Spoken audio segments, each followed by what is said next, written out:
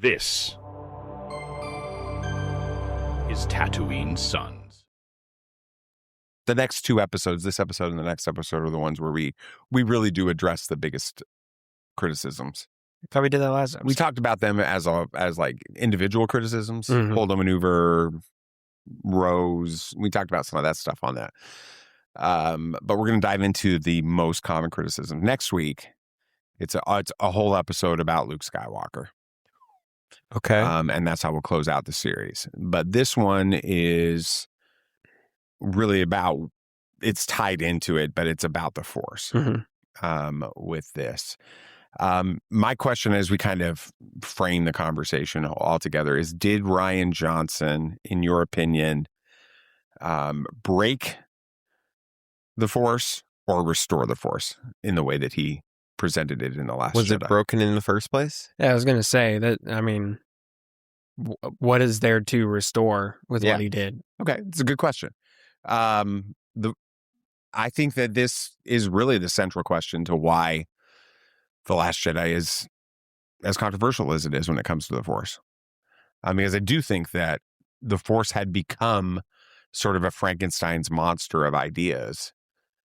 And what Rian Johnson did in The Last Jedi was try to go back to the core idea of what the Force was from Star Wars 77, A New Hope, Empire Strikes Back, primarily, where we first learn about the Force.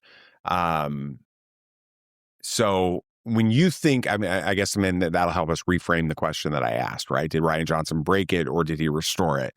When you think of the Force at its very core essence, how would you describe the Force? Because this is, it's central. It's in the movie, right? This is the conversation between Luke and Rey. It's an energy generated by all living beings. It surrounds us and binds us and penetrates us, brings the galaxy together. I don't know. I just wanted to. I mean, honestly, though, like when it's described like that, in essence, in essence, that's what it is. It's a force generated by all living and you can things. lift rocks. Yeah, but like that's not the core of the Force, though. That wasn't even a thing in episode 4. They didn't use the until Force. Luke grabs the lightsaber The closest in the cave on the Empire. The closest thing we get to that is the Jedi mind trick. But other than that, the Force was just kind of this, for lack of a better word, force surrounding the events that took place and the characters in it. This driving force and energy. And that's what it is. I mean, yeah, does it allow you to move things with your mind? Does it allow you to shoot force lightning if you're a dark side user? Does it allow you to pick up force echoes when you pick up an object? Sure.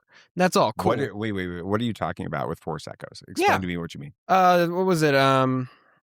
Oh gosh, Cal Kestis says Cal Kestis. It was one of. Oh goodness, I'm forgetting the Jedi's name.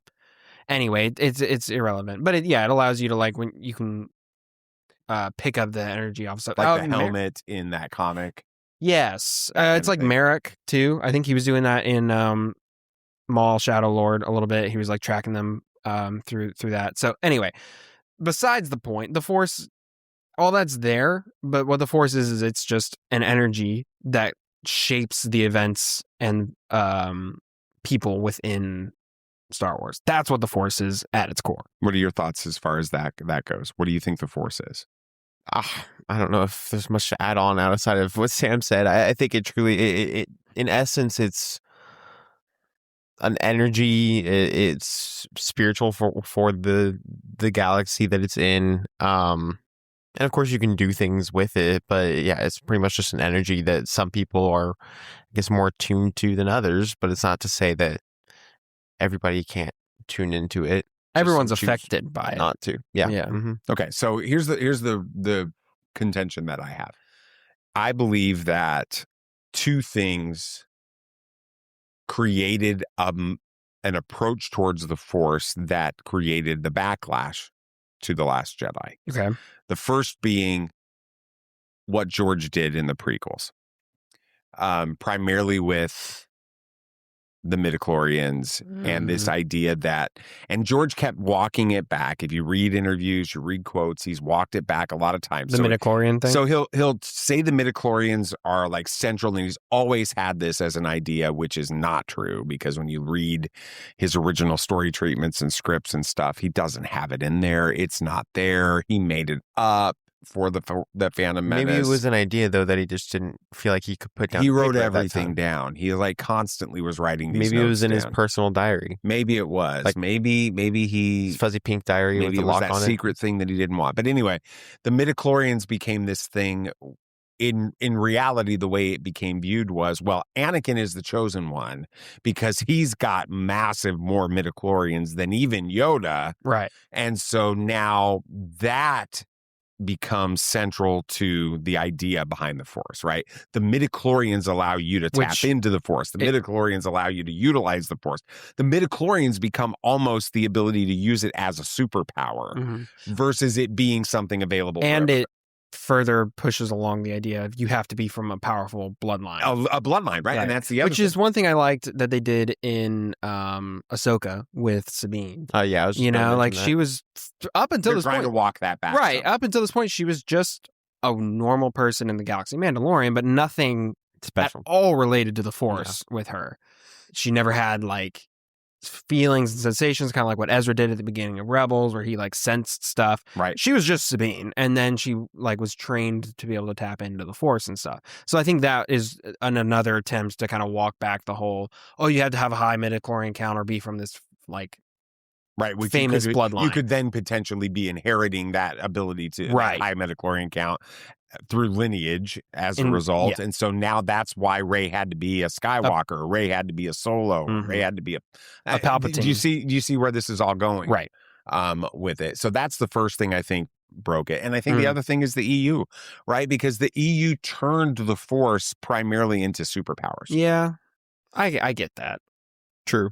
But there's something to be said about the Force giving people unique and cool abilities. I love it. I mean, I have no problem with it, but I'm saying it broke the idea of the Force as being this much bigger mystical something that can't be quantified or used as a way to level up in a video game. I wouldn't say broke the Force. I'd say just turn the focus away. It was always there. And you can read it in some stories, even in when we became back into canon, some of the books through that, all that kind of stuff. The idea of the Force and the way that we see it, or the way it actually is present through all that stuff.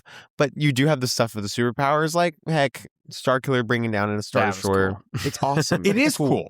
You can have that. And that's fine. It's no problem. But then you have other things like the Ahsoka novel that brought in a lot of discussions. Just talking about that at church this morning. Explain about the Force and how that works. So, yeah, you can have both. Finding her place in it besides being Jedi.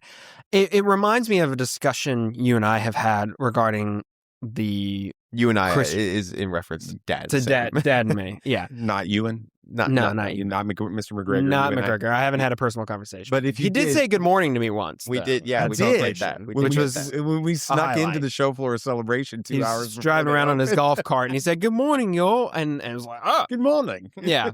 Anyway, hello there. That would you might have passed out. Yeah, that would have been. I was already kind of like shell shocked. Anyway, where were we? We were at the gaming booth. Anyway, yeah. That's besides the point.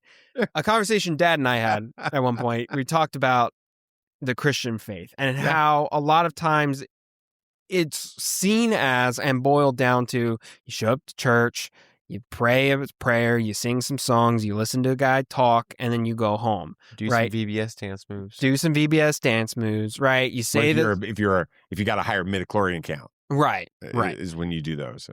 But and we sometimes lose sight of the fact that we're a part of a spiritual kingdom that we are supposed to fight for every day. And yes, in a way that does look like praying and worship and going to church and serving the community, absolutely. But that isn't the faith. That is a symptom, yes, of the larger thing. And I think that the Force has focus is shifted towards I can move stuff, I can read minds, I can use force lightning, as opposed to no, it's this energy that connects the universe or the galaxy, whatever. It connects everything in the galaxy and it shapes the events, and you're focused on how it allows you to move rocks. Right, which is why in the beginning of this interchange between Rey and Luke, when Rey finally starts to train with Luke, he asks her what the Force is, and she says it's an ability that helps you read minds and control minds and move rocks. And that, I think, is the thesis statement of Rian Johnson. Yeah, with his discussion of the Force with this. So then kind of goes back. Do you feel like the version of the Force that was presented in The Last Jedi is radically different than anything that we've gotten in canon films with Star Wars? And if it is, how is it different? That feels like you're really narrowing the range of what it can be. I think that if you go from general audience, sure. But Sam and I at 10 years old are going to look at Star Wars and be like, yeah, it's pretty cool. You can do stuff. That's awesome. We're not going to think about that the larger bigger picture essence of what it actually means and how it works. So you look at the films, and yeah, there's going to be a lot of that in the I guess your modern mainline, or are you just asking like mainline films in general? Throwing out a conversation. Yeah. I think that you even bring in Rogue One into this discussion with Chirrut and Vase, and you bring in the fact that the Force is way more than being able to move things. They don't even move use things the Force, or but they do. Well, there is use of the Force in a way of faith and in a way of belief. I was going to say they trust. We see that with Chirrut walking past all of those Death Troopers praying the prayer, and then you ask the question to yourself: is that because of his faith in the Force, or is that just the Stormtroopers really bad and blind luck? But you had that discussion because he had to get to where he was going in order for this cause. He just trusts. So it's not like you get to the point where they're moving everything around. He didn't move the blaster bolts. He didn't move the stormtroopers. None of that. But there is one moment when one of the, if you're watching, one of the Death Troopers kind of looks up and almost looks confused as to why his shots aren't landing. So you do have those questions, and he's just like, man, it's a bad day. I can't hit anything. What's happening? So and that came out pre-Last Jedi.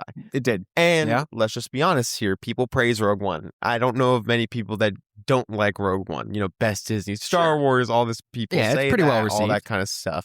And so we were introduced to that concept right before The Last Jedi.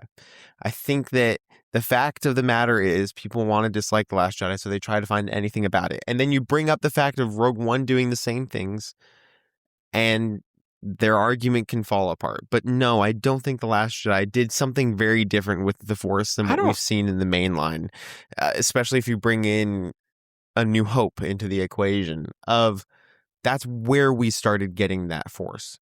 And if you have just watched the main saga, you're already introduced to this idea. And the focus may have been taken away from that. There is no doubt about it. But it's very prevalent within the saga itself. So I truly don't believe that The Last Jedi did something very radically different. I mean, I don't really remember though the usage of the Force in The Last Jedi being a point of a lot of criticism. Oh, yeah, not the usage of the Force, the concepts of the Force. Okay, here's where it starts to get controversial, and we'll deal with some specific criticisms of the Force in a minute. But as a concept within The Last Jedi, when Luke first starts to describe the Force to Rey, and he's talking about light and dark, life and death, all of those, the cycles and all of that. The Force starts to take on this idea that the balance of the Force is something different than what was believed to be the balance of the Force by most of Star Wars fandom, based on the prophecy of the Chosen One, Darth Vader bringing balance to the Force. Remember, in the original trilogy, we don't have the prophecy of the Chosen One. We don't have this idea that he will bring balance to the Force. That isn't a concept in the original trilogy.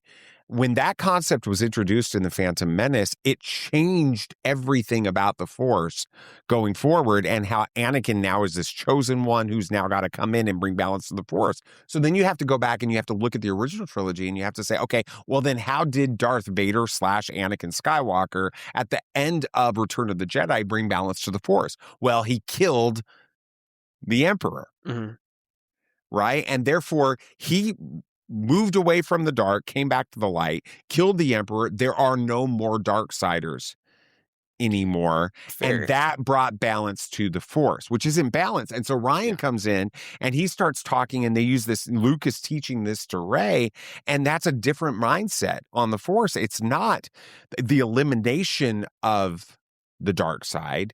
It is a symbiotic balance between the light and the dark, which then the criticism in one of the criticisms of the Force, and we'll get into specific things in a minute, but one of the big criticisms of that movie is that, well, it's basically saying there is no good and there is no evil. It's just this yin and yang symbiotic thing that's going on. I mean, can you understand where people might walk into that or walk out of that movie feeling that way? I am going back to another character that I can see some influence with this with that balance, that true balance, that symbiotic relationship, would be Cal Kestis. We see in Jedi Survivor, we see in Fallen Order, he's worried that he'll fall to the dark side. And we see in Jedi Survivor that he does fall into heavy dark side tendencies. Like, it gets really bad to the point where like he's using his rage, but it never compromises on his character and his beliefs and his morals. He is a part of the light side, and at that point uses the dark side, but never gives into it, which I think is something that explain how you can use the dark side and never give into it. Explain what that means. It didn't seem like he gave into it. I don't it's also even been know if way he was longer. using the dark side though. It literally said embrace the dark side. Oh, did it? Yeah. Oh, I don't remember that. So he uses the powers, uses the abilities of the dark side. Well, I guess what you could consider the dark side gives. Yet he stays true. He stays good. There's nothing in my mind that ever wonders if he's going to fall into being full dark side. Even at the end of the game, he tried to save, what was his name? Bode. Yeah. He tries to save Bode, who just betrayed him after months or years of working with friends. him. Yeah. Seeming like friends, and yet he still tries to save him. And only after Bode does not give in does he have to kill Bode. Right. But that doesn't seem like that seems to me very... It is a pretty light side. That's a pretty light side thing, but even then, it's like there's a semi-balance, but there's never a doubt in my mind that he's a Jedi. So and I do want to get to some specific examples of criticisms with this, but is it wrong to look at the balance of the Force, dark side, light side, as being synonymous, especially light side, dark side stuff, as being synonymous with good and evil? Yes. But I think that if there's anything that needs to be broken with that ideology, it's that. And I don't even know, I guess you can consider that was partially put in place by George Lucas, even all the way back in A New Hope. Everybody that used the dark side was bad. People that used the light side were good. And there was no doubt about that. And Sam, you have a smirk. What do you think? Well, I'm just wondering how nerdy I want to out myself as by using go for it. Go full on nerd. Okay, you're not even wearing a Star Wars shirt. You're wearing a Lord of the Rings shirt, so. And this is... I had to change clothes for this, my guy. I didn't. I still love Star Wars. I got a watch band. There you go. So we're good. Anyway, it makes me think of, and nerd alert, I'm going to throw you down under the bus with me here. When I think of, Nathan and I are into Magic the Gathering. Sure. Okay. I don't know where he's going with this. The colors in Magic the Gathering have characteristics and aspects to them, right? And there's white and there's black. White is life and protection and order, and black is death and disorder and chaos, right? Okay. Oftentimes, very similar to light side, dark side. Oftentimes, good characters in the lore lean white and bad characters lean black. But there are good characters that aren't are in the black color Heck, identity. You bring in one of the more recent sets. It was like a Harry Potter spinoff, pretty much. There were a bunch of houses that fell into different colors. One of the color combinations was white and black. His Snape feels like a black character He would that's be. light side. Yeah. And it was called Silver Quill, and it was all this like logical yet kind of intelligent.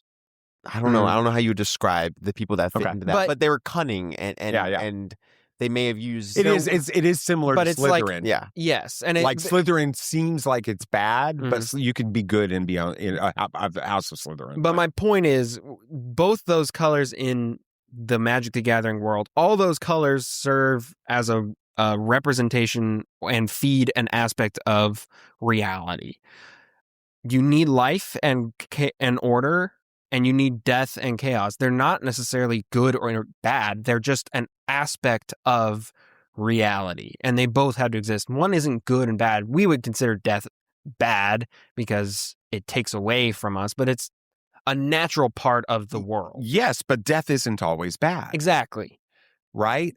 When my father, who had been struggling with cancer for 6 months and getting worse and worse, deteriorating and miserable and all of that, I had to stay up with him all night, the night before he passed away.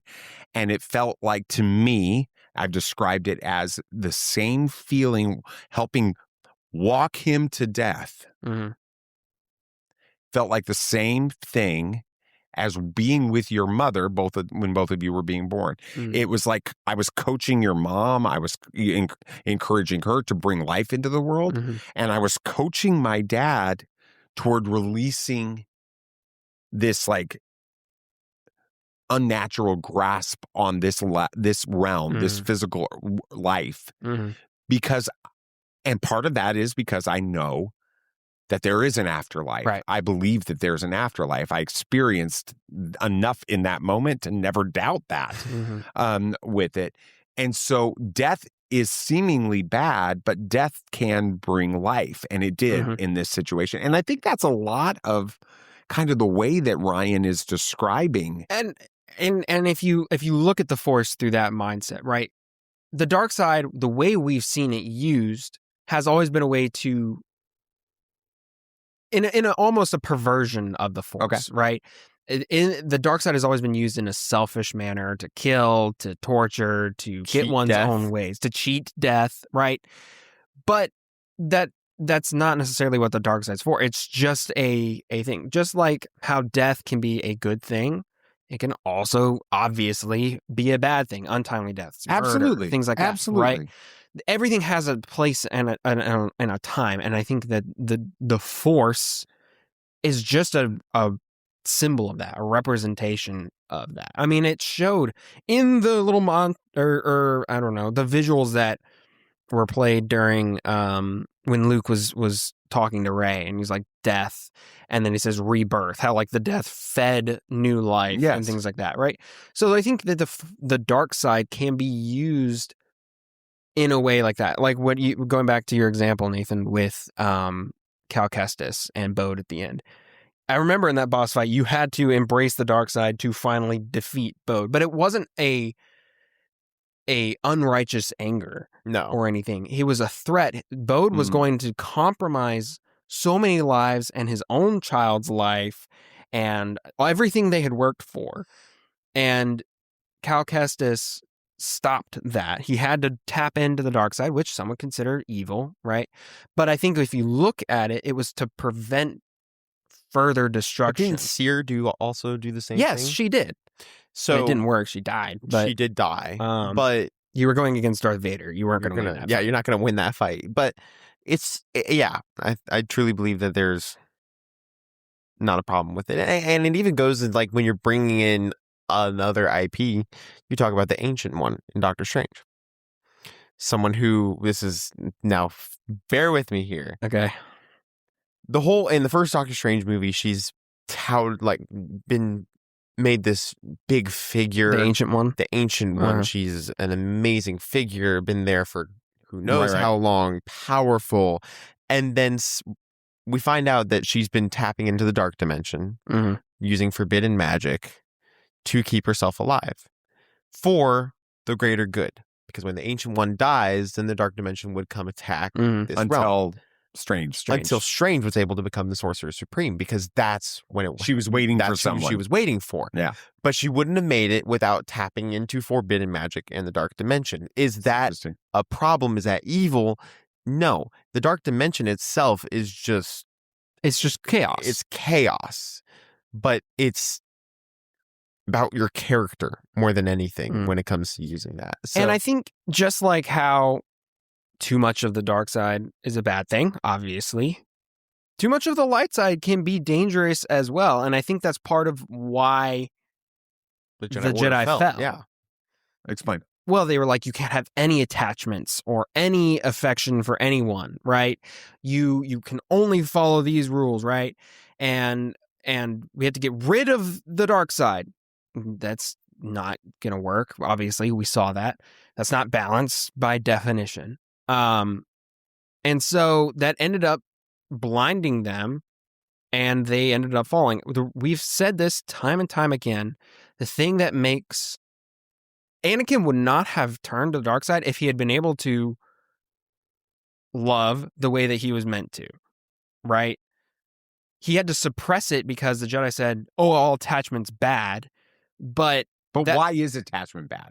Because from it can cause you to act selfishly. But the only reason he had to act selfishly was because he would be shunned by the Jedi Order. Because he had to hide this relationship. Well, and not being permitted to go back to Tatooine and rescue his mother. Right. Yeah, I think in some point they're worried that, I think emotion ties into the dark side a lot. It does. And the light side, the Jedi at that point were like, you have to get rid of just all of it. It's logic it's a versus doorway to the dark side, which is completely bad. Right. But it's logic versus emotion. And too much of one or the other is not going to work. You have to follow your gut sometimes, but you also have to think things through. And the flaw comes in saying one has to be the case all the time forever, and you can't have. Well, and I think that's why when we're in The Last Jedi and Luke is so adamant that it's time for the Jedi to end, I think that was a big part of that as well, because the Jedi were, everything he says in this movie is a direct parallel to what fandom had felt about the Jedi, right? The Jedi are awesome. They're perfect. They're wonderful. They're the good guys. The Sith are the bad guys. And Luke gets to this point, and for whatever reason, and this is one of the big criticisms, he believes that the Jedi have to end, which then to fans, they assume that means the Force is bad. The light side is bad. No, that's too narrow-minded of a mindset, that to be Jedi or to be light side is to be Jedi. But that's the way that I think that's the interpretation. I mean, look at Ahsoka. Look at a lot of the Jedi. Right. All the Cal. Look at Ezra. Yeah, but you guys got to understand, Cal is not a Last Jedi, pre-Last Jedi story. True. All of Cal Kestis's story took place after The Last Jedi. So you can't use that and say, yeah, absolutely. Yeah. Everything did. So you can't go point at Cal and say, well, see, Cal was this. No, Cal happened after that. Well, right? I don't know. Okay, I'm not going to say that The Last Jedi made all the influence on what I'm Cal saying, Kestis' story. I get that. But what I'm saying is you got to put yourself back in 2017, in December of 2017, and remember the way that this movie was received. And there weren't these stories to help people frame this idea. This was a radical idea for a lot of fans with it, because we were still season 3 of Rebels. So you talk about Ezra. And honestly, we aren't sure if he's going to fall to the dark side. He had been using the dark side. Maul had been trying to lure him to the dark side to be his apprentice or whatever. And so now we don't see this as being something that can be a balance within this. And then, but we have Ahsoka. How do you go against Ahsoka? Ahsoka never went dark side. Ahsoka's never expressed herself in any way, shape, or form using the dark. Well, if we read the book, she killed that Inquisitor pretty easily. brutally. But okay, No, not no. easily. It was- So that goes back to what Luke is talking about, and I think it's a fundamental part of this movie. Yeah, so that's what I'm saying. It was established before. If you're saying that Ahsoka had something that Luke was talking about in the movie when Ahsoka came out before, then it's an idea that's been there. Well, I disagree because I don't think that there's that many people. The idea may have been there, but I think the issue is Luke talking about the hubris of the Jedi. And I think that's the foundational piece of this, right? What has established original trilogy George Lucas is that Obi-Wan Kenobi and Yoda believe that the solution to the problem is for Luke to face Vader and kill, in Return of the Jedi, kill his father. Mm-hmm. And then Palpatine. Well, I mean, And the Emperor. I mean, kill them both, to face them and defeat them and destroy them, right? And so that is the Jedi position. So if you're in universe now, if you're Luke, that's all you remember. Luke doesn't grow up in the temple. Luke doesn't have all of this training by the Force and all this. Luke's only experience with knowing anything about the Force is what he's been taught by a guy that he hung out with for about a day, and then some Force ghosts and Yoda, right, in Empire Strikes Back. And all he knows is what he has experienced then. And then he finds out that Vader is his own father. He goes back and he asks Yoda about it. Yoda, we joked about this last episode or a couple episodes ago, decides to take a nap because he doesn't want to answer the question and ends up dying. He would rather die than answer the question, is what it feels like in that moment. And then Luke's left with this idea that to be a Jedi and to balance and to do what I have to do to save the galaxy is I have to embrace murdering my own or killing my own father. Mm-hmm. And that is the same mindset that had so become a part of who Luke was that even though he didn't, that's not how he solves the problem in Return of the Jedi, right? He actually goes against Obi-Wan. He goes against Yoda's teaching, and he doesn't kill his father. He spares his father, which is what actually ends up defeating the Emperor and bringing Anakin back to the light side, right? But that's what was going on. And then he sees the darkness in Ben that's so intense that his reaction is the same reaction of what Obi-Wan and Yoda had told him back in the original trilogy. Go kill it. I have to kill him. Right? And so that's, from him, he's associating that with the Jedi. He's not associating that with the light side. It's time for the Jedi to end. Yeah.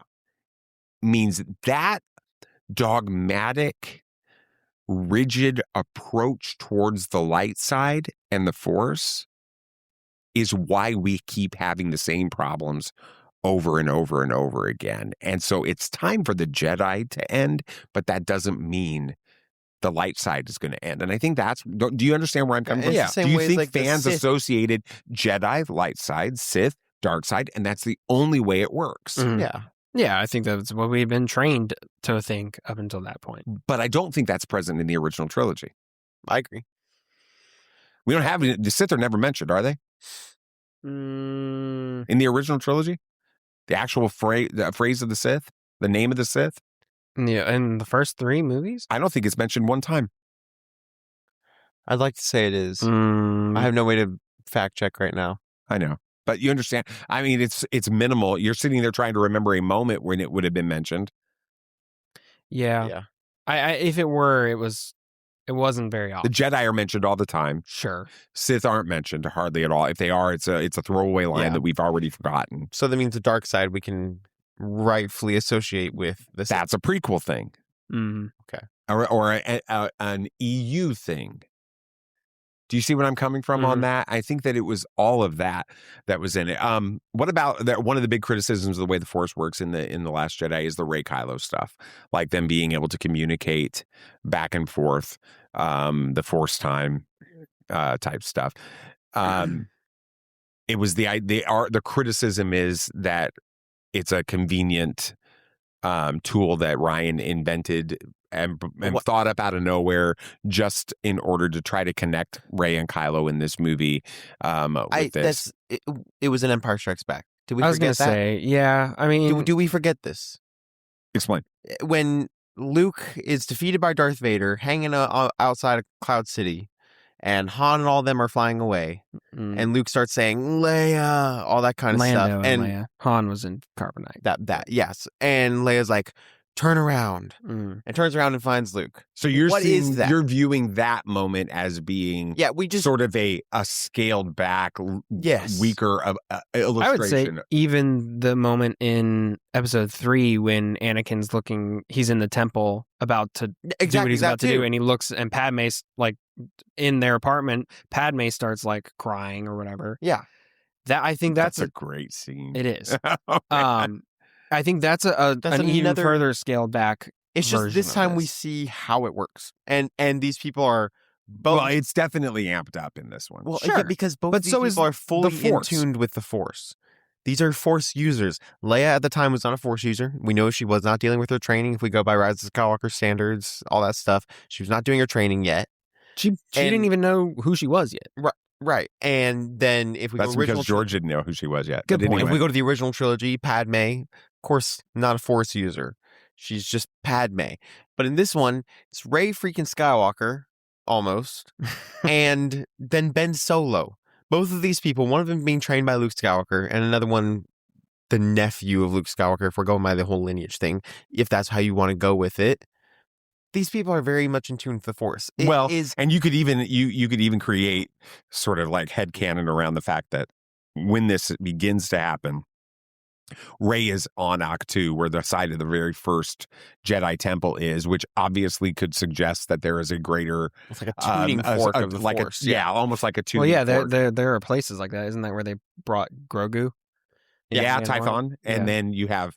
the temple in Jedi Fallen Order on Zepho was another one. Well, and then I'm thinking about Mustafar and how Vader is literally constructing the castle as a tuning fork for the dark side to try to resurrect Padme. So cool. With that. So all of those things are, but it's also in Return of the Jedi, because there's that moment where Luke senses, or Vader senses Luke's presence at Endor, and they literally have an exchange in that. And so it's not, I mean, the only difference is they're seeing each other, and there's something physical that actually transpires a couple of times. Yeah, it's not a new thing. Not even close. Yeah, I mean, like the Force, everything in like Star Wars gets amped up a little bit more throughout the movies. I mean, saber fights in the original trilogy, I know it's a movie making thing, but still, the lightsaber fights in the original trilogy were not what they were in the prequels.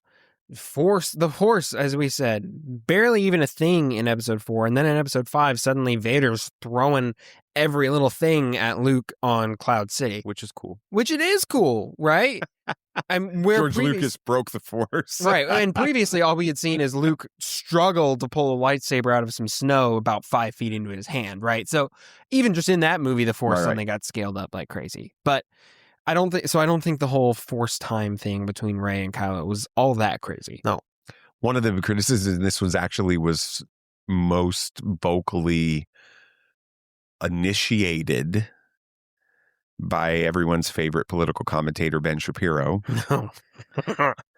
which is the idea that anybody, the Broom Boy stuff, right?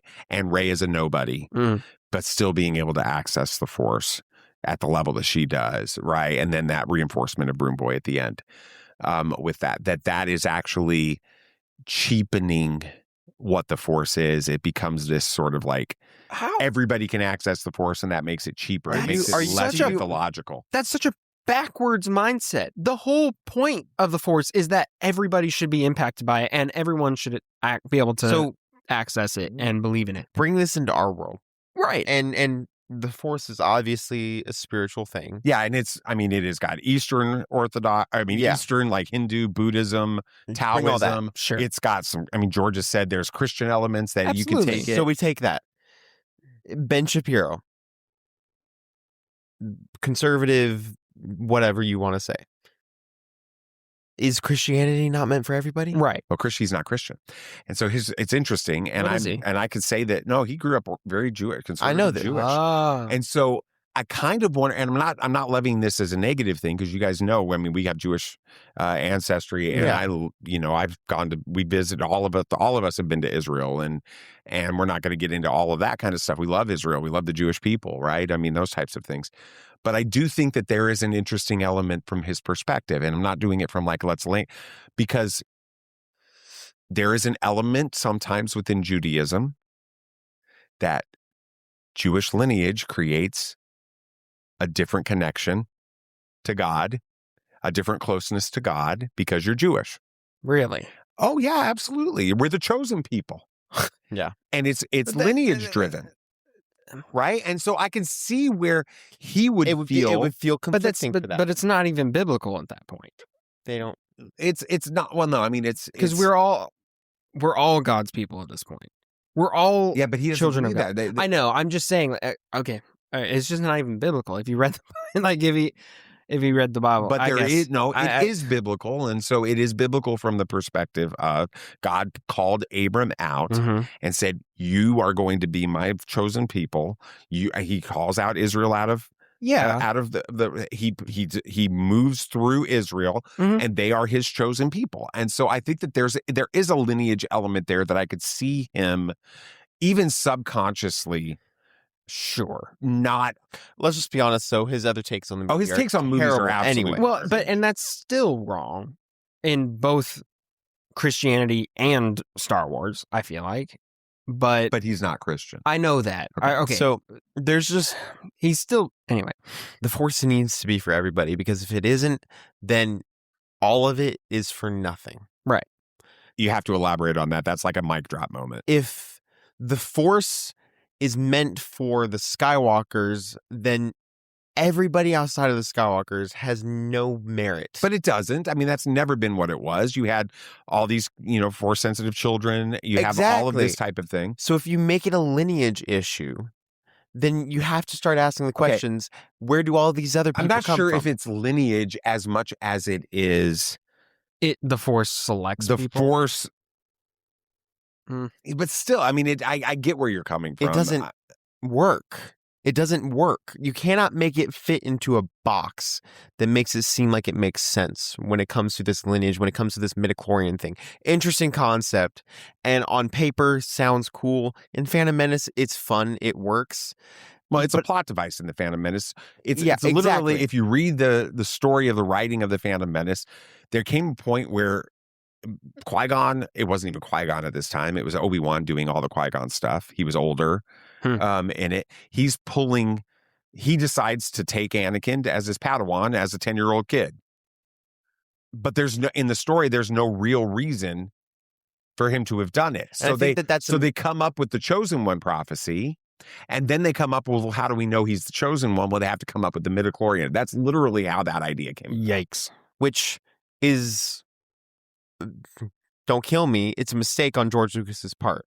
I need to over-explain everything at this point and make sure that everybody knows what happened. Because if you're sitting there watching it and you're like, well, that doesn't make a lot of sense for him to just take a 10-year-old boy. We're in a world of mystery. We have so many questions already. I don't think we need. There's a difference between mystery and basic reasoning as to why someone did something. I'm sure if you develop it more, you can figure it out. But the point being that's where the midichlorian thing came from. Do you think that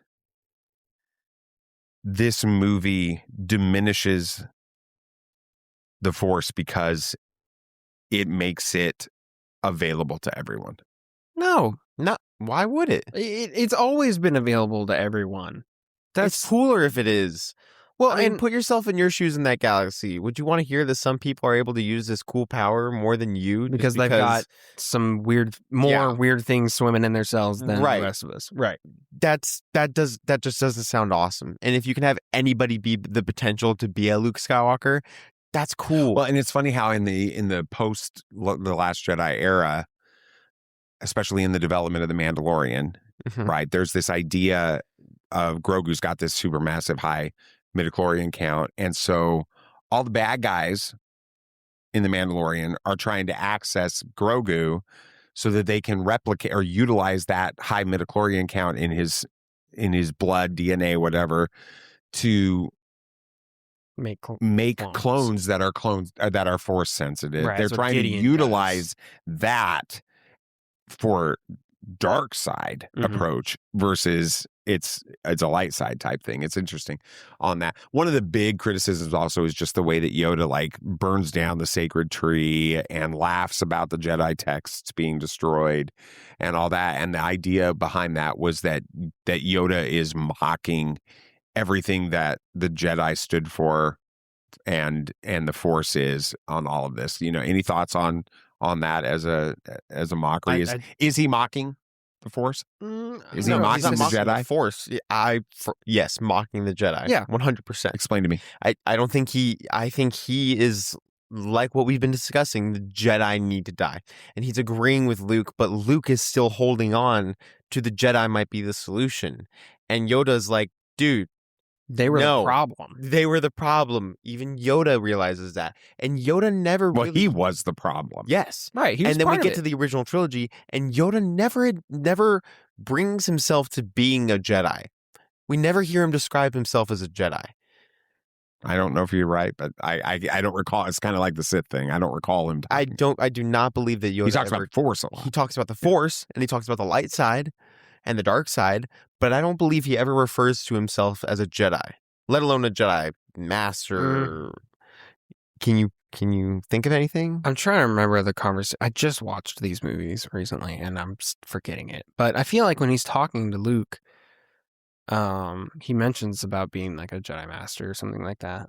Oh, no, he was sent by Ben. Yes. The Force goes to Ben, sent to the Jedi Master that trained him. Right. And Luke comes and he's like telling him, I'm looking for it. And he's and before he knows Yoda is, who's this? Before he knows Yoda is Yoda, he's like, I'm looking for a Jedi Master. Oh, you seek Jedi Master. Oh, you seek Yoda. You know, that's about the only thing. Yeah. The only thing. Which it's almost like he's mocking that. He's mocking that at that point. Like, oh, you still believe that kind of stuff?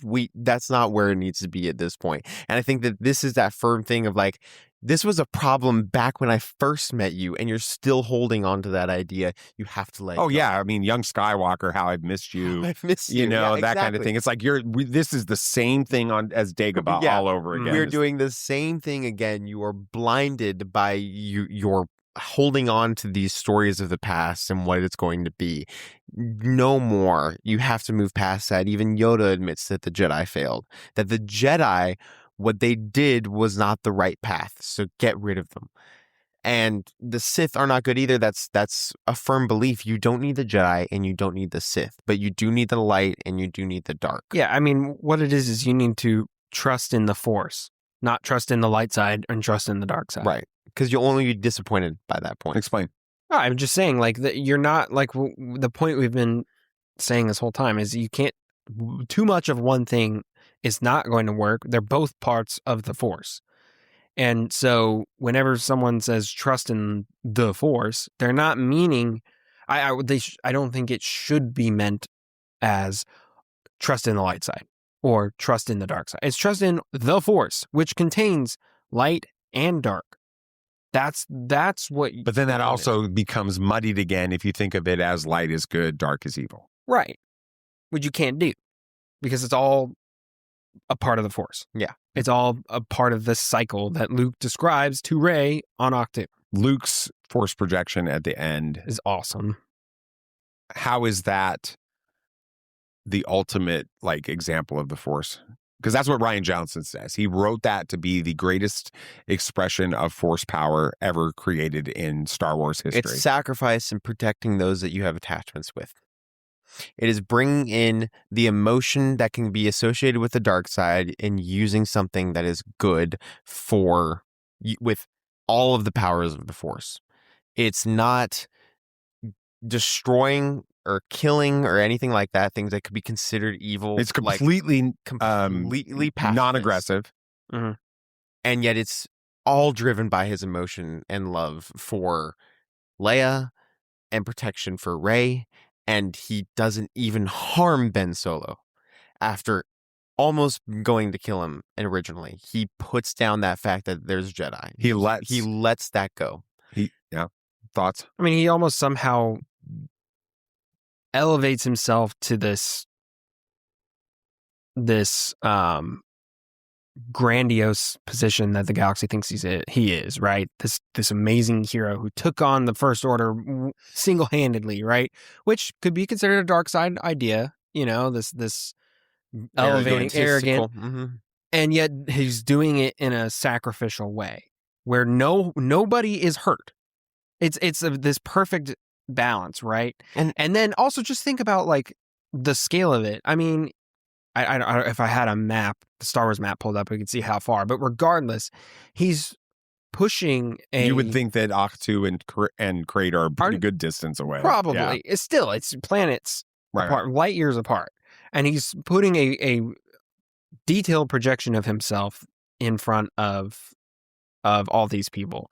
I can't imagine that's a very easy task. Obviously it isn't. He ends up dying through the but effort even that it took him. the death that he has, it feels like at that point it's less of a death and less of just like a purpose is it's what like it's just like I says. finally have reached what the Force truly is, and he gives it. It's almost like he's become one with the Force in life. Yes. Which almost I like he firmly didn't believe die at that is all. what it is. Yeah, Like Which he is kind of literally like- transitioned which is what Ben to did. life. Which is what, I was going to say, it's what Obi-Wan did in Episode 4. He just- sacrificed he's like, himself. this Nobody is it. was hurt to buy time for the good guys to get And away. guess what Never happens? heard I've never anybody use actually that. Guess made what that happens connection. with Yeah. What Anakin does, he takes away the evil, brings balance back to the Force, and lets himself back. Lets go of that evil and becomes one with the Force. But even still, the whole the comparison. Obi-Wan just disappears. Yeah. To buy time to hold off the bad guys just long enough for the good guys to get away. Luke is just doing Exactly what Obi-Wan Obi-Wan did in did. Episode Yeah. 4. Granted, he's using a different power. He's projecting himself Sure. to do it. But the effect and the thought behind it is the exact same as what Ben does. Ben doesn't hurt Vader in any point. He never really tries to like hit Vader. It's all very defensive. I mean, obviously, a lot of that was due to the filmmaking limitations at the time, but still, he was only there to stall long enough for Luke to get away, and at which point Ben had surrendered himself fully to the Force, and like we said, just disappears. Same thing happens with Luke in Last Jedi. And I don't think a lot of people. I just now I made hadn't that thought about it. connection, and I think if people were able to see it as a mirror of what Luke saw Bendu. Ben do 30 years ago, 20 Bendu. Wow. Whoa. right? However many Which- years ago, We didn't even bring up the Bendu. Perfect representation of light and dark into one being of right? balance. He's just the Force. But I think if people were able to see what Luke did as a mirror of what Obi-Wan did, I think they would look at it differently. When I think about this conversation, I think about how we are able to embrace this idea of the duality of the Force. I think that's what we're talking about here, Yeah. right? It doesn't have to be one or the other. Mm. It can be both, and the both can be good, and the both can be evil, Mm. right? I mean, that idea is the light side. The Jedi are the practitioners of the light side, and yet their own dogmatic adherence towards that created all the darkness that led to the Emperor. Mhm. That's what Luke is talking about in that movie, with it. And there is, Anakin is fighting the dark side in especially in the prequels, or in 2 and 3 specifically. With that, he's fighting the dark side, where that emotion, that dark side, is pulling him to, through the Force, is pulling him to try to rescue his mother. It's pulling him to trying to save Padme, but that's actually a manipulation of the Force, trying to actually cause him to fall to the dark side if you think about it. But anyway, all of that is like it's both our acts can be, both the light and the dark can be good, and both the light and the dark can be evil. Mhm. With this. And that reminds me of sort of this idea that you guys have heard me sort of just build into you for almost 20 years now when we think about scripture, right? And there's this Western approach, like a Greek thought approach towards scripture and faith, and then there's an Eastern almost a Hebraic approach towards it. Mhm. And the Greek approach says it's one or the other. Mhm. And the Eastern Hebraic approach is both can be absolutely true, right? Yeah. And the Force is much more of an Eastern mindset context. But it reminds me of that thing we had Monday night at church where the guy was like trying to understand or trying to explain. He was struggling with it to get it communicated, but he was trying to explain that God can be God is unchanging and God is relational, and that they aren't contradictory, right? There's this idea, but it's a Greek. Mom and I were driving home, and I'm like, the problem is he's trying to frame that as being Western. Greek, a Western approach. You can't be both. Right. And I'm like, it's just an Eastern approach. God is 100% unchanging in his character, and he's 100% relational, which means he will move heaven and earth and change everything. He will become a man in order to save humanity. Mm-hmm. That is the ultimate change. God became man. Right. And so all of that to combine, it's easier, I think, for us because we have a paradigm that's okay with both. Mm-hmm. Yeah. And I think a lot of people struggle because they have a Greek Western mindset, which is it's one or two. It's A or B. It can't be both at the same time. I mean, it's like binary computing versus quantum computing. Quantum binary is you've got ones and zeros. Bits, that's it. You got a 0 or 1, and that's how all computers are built. And then the quantum computer came around, and it's basically like, no, it can be a 1 and a 0 at the same time. And it's revolutionized computing, right? And it's still in its infancy. They're still trying to figure out what that even developing means. Yeah. It, right. But that ability to be one and both at the same time is it's like what was that paradox that they mentioned in Oppenheimer? And he was writing down this theory and was like, it exists and it doesn't exist. It's a paradox, and yet somehow it works.